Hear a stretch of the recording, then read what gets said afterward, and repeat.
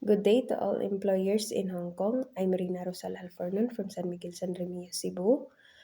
I'm 30 years old and I'm a single mother with one kid.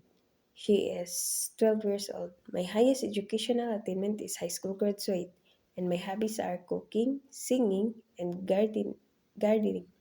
I work as a housekeeper here in the Philippines for 5 months, and I work abroad for 2 years with Finnish contract. I serve with 10 members of the family, including one kid and two elderly. My main duties are cleaning the house, cooking, washing the dishes, doing the laundry, ironing, and many more. I also have lots of experience to taking care of newborn baby, toddler, or children.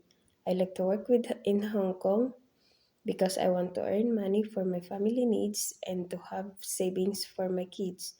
To my future employer, please hire me as your helper because I'm a loyal, trustworthy, and hardworking woman.